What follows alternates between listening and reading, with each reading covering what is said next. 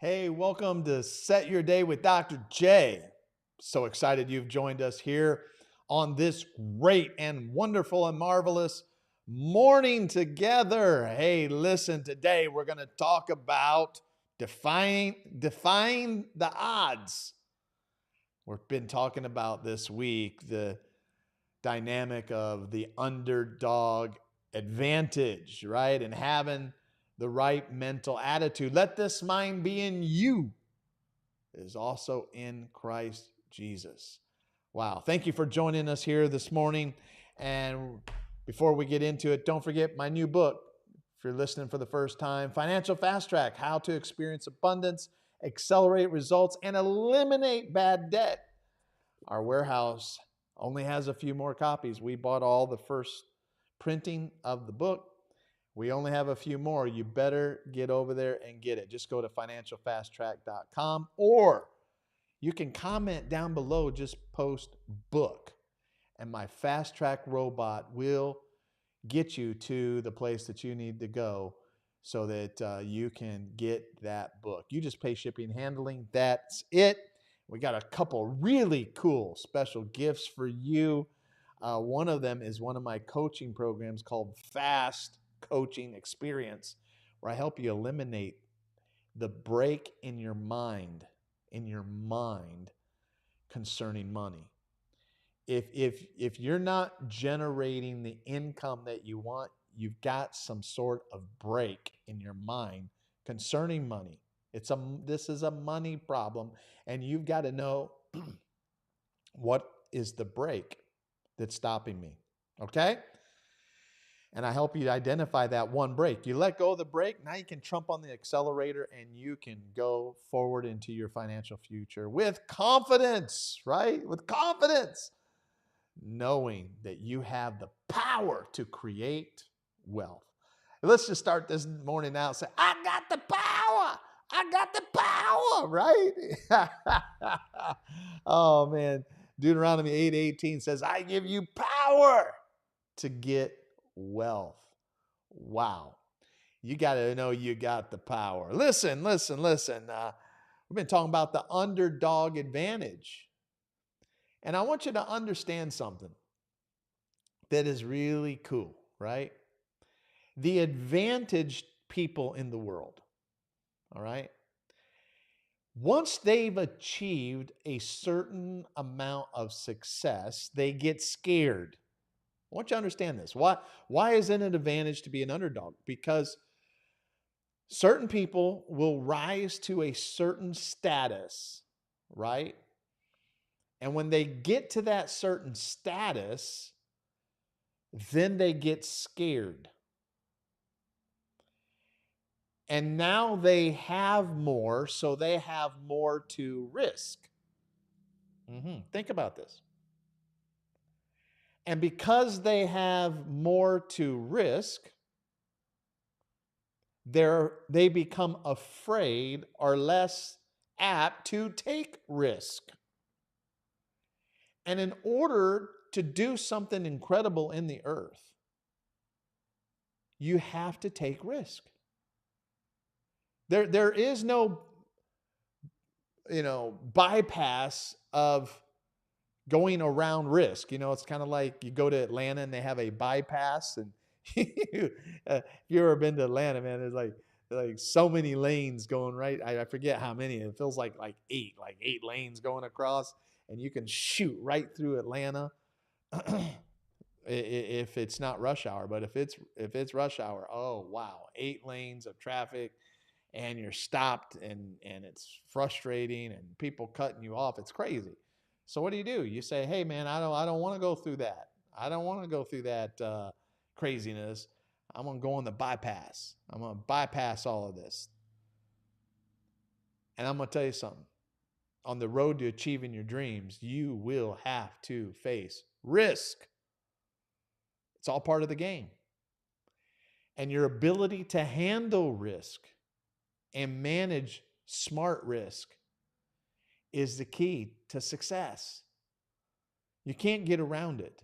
You can't go on a bypass and say, I want to bypass this. I want to jump and try to skirt this. No. Every great achievement that you see in the earth, you will find somebody who put all their chips in. I mean, everybody wants to brag about Elon Musk right now, and I think it's great. I think it's great. But you you do realize that he risked everything. He risked everything to start Tesla. I mean, we love his cars. We celebrate his victory in penetrating the the car industry, which is almost that's a hard chore all on its own. But we celebrate him, but we don't realize that he took his money and he invested it all. He put all of his chips in. He took a mammoth risk. That's what we tip our hats off to, in my mind. The risk that he took. Most people don't do that. That's why I'm telling you, he could have just enjoyed his millions and millions of dollars for the rest of his life. He could have, but he didn't. He put it all in. And what I'm here to tell you is that not many advantaged people will do that because they look at what they have. Oh man, wait a minute, my house, I got a mansion, I got a car, I got nice cars, I got several nice cars, I got my Lamborghini, I've got this, I've got my motorcycles, I've got this and that and this, and wow, I got all this stuff. And now I gotta play defense. I gotta guard it. I gotta keep it. And they get off the offensive side and they get in the defensive side of the game. And then they stop taking risk. The advantage of an underdog is that they have nothing to lose. I want you to think about this seriously. The advantage of the underdog, they have nothing to lose. And that's how you got to think. Because you need to take some massive risks to get out of middle class living. You're going to have to take some massive risks to break out of poverty living. God wants you to go to a wealthy place. But you got to understand this principle of it's actually an advantage to be where I'm at, because I can risk everything. And what's the worst case scenario? What's the worst case scenario? You go bankrupt. That's the worst case scenario. The worst case scenario is like, okay, I want to start this business. I want to start my speaking, coaching, thought leader, business, consulting business. I want to start this, but hey, I'm going to need money. I'm going to need money to learn how to do it. I'm gonna need to invest in going through some training. By the way, I have 83K Academy where I take every quarter, and we're accepting applications right now. Every quarter, I take 10 to 12 people, depends on who I pick, and you got to apply. I take 10 to 12 people through a 90-day process of where I help them and teach them how to build an expert empire that generates $1 million a year. That's why I call it 83K. You set a goal. I'm going to make $83,000 a month. This is building a business now, right? A thought leader business as an author, speaker, consultant, coach. And so it's going to take some money. Right? It's going to take some money. You got to get some money for some training. You're going to need money for producing your products and your systems and your programs. All of that takes money. So what? You're going to have to take a risk. and I find in doing this, there's a certain segment of people that they just don't want to, they want to like, well, I don't have the money. Okay. Well, go find it. It's This is the underdog way is I got to do whatever it takes. And I say, well, have you called? Does anybody in your family have money? Yeah, yeah, yeah. My parents are doing. Have you called them, told them what you want to do? No, I haven't done that. Well, you're stuck in, I don't have money, I don't have money, I don't have money. That's the problem. And you're not doing, hey, whatever it takes. What do I got to take? Do I have to go to an aunt? Do I have to go to an uncle? Do I have to go sister-in-law? Do I have brother-in-law? What old friend? What a current friend? Girlfriend, boyfriend? I don't care what you got. What do I got to do to find this money so I'm going to need money to start this business right, to get it going right. And I'm going to have to take a risk. I'm going to have to take a risk. Every major breakthrough Bonnie and I have had financially, we've had to take a risk, and we've had to borrow money. I know we want to listen to Dave Ramsey, and borrowing money and debt is the most evil thing in the world. But really, when you lend somebody money, it is a ladder of grace to them. It's a ladder of grace to the disadvantaged, to help them come up out of the depths of poverty, and to invest in themselves and invest in their businesses. No, no, no. That is a spiritual thing that you are doing. It's spiritual on both sides. Oh, nobody's going to tell you that. Ooh. It's spiritual on the lender's point of view, because you are obeying the words of Jesus. Lend to those who ask you. And if it's wrong to lend, it has to be also wrong to borrow, because it's not wrong. It's not wrong. It's a smart thing to do, a spiritual act. I wanna leverage. I need leverage. I need somebody's help, to ask for help. It's spiritual to ask. Ask and you shall receive. I mean, sometimes we gotta think. Ask and you shall receive. You gotta ask. Oh, that's only God. No, my friend. No, my friend. That's a principle that operates in the spiritual realm. There is no separation. That's part of your problem, is all you think about is separation. Some preachers preach about there's no separation, but they think it, because your mind's not renewed. There's no separation. You ask God, you'll and receive it. You ask people, you want to build a business, you want to do something incredible, ask. Ask people to help you. And yeah, offer to pay them back and give them a little bit of money back, called interest. That's okay.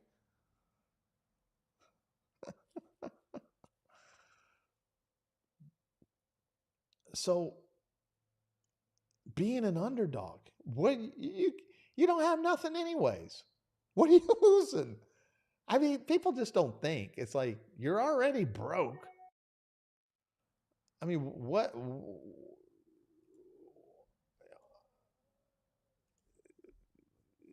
Nothing worse can happen. And you know what? Even bankruptcy, I talk about in my financial fast track book. I talk about the 6 uh, fast attacks against bad debt, and one of them is bankruptcy. And I teach in there that, in the old days, like, bankruptcy was like the worst thing you could do, and your credit is tarnished forever and ever, and you're like a heathen sinner going to hell because you went bankrupt. When bankruptcy is really a godly thing. It was centered around the year of Jubilee. Every 50 years, you set people free of their debt. And we incorporated that concept of, if you go into business and you borrow money and your business doesn't work out, we have this thing called bankruptcy.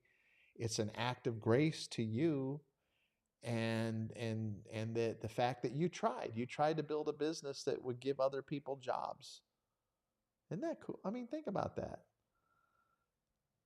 And what's the worst case? You know what? The worst case is you go bankrupt, you start at ground zero. You know what happens nowadays? 2 weeks after you go bankrupt, you'll get letters in the mail from credit card companies wanting you to sign up for their credit card. It's like, oh man, right? And we just think it's the worst thing that could ever possibly happen to somebody, but you know, it's even that's not bad. It's not the end of the world. You were doing bad before you went bankrupt. So, and you know what? The average multimillionaire went bankrupt 3.6 times. What did they do? They kept risking. They kept risking. They kept risking. Whatever it takes. Whatever it takes. They did whatever it takes. So there's my rant for today is remember it's good to be an underdog. It's actually good because you're not guarding the trophy. You're not protecting what you got and you're scared and you're worried. Oh, I might lose this. Oh, you have nothing to lose. It's like Rocky, right? Rocky had nothing to lose going into that ring with the champion of the world. He had 80-1 odds, just like Strike It Rich racehorse. Almost impossible. And he had nothing to lose. He went in the ring. And guess what? Sometimes your punch, your punch can shock the world. Sometimes you can defy the odds. And when other people say it's impossible, you can do it. If you have heart, what did Rocky have? He didn't have much brains. Yo, Adrian. Yeah, that's the whole show. He wasn't born in the right place. He didn't have brains. He didn't even necessarily have the skill set, and he didn't have the advantage of the best trainers in the world. But what did he have? Rocky had a big heart. And if you have a big heart, you'll win today too. God bless you. Hey, like and share this. This has been a good talk, okay? Share this. That's what we do here on Set Your Day with Dr. J. Thank you so much. See you tomorrow.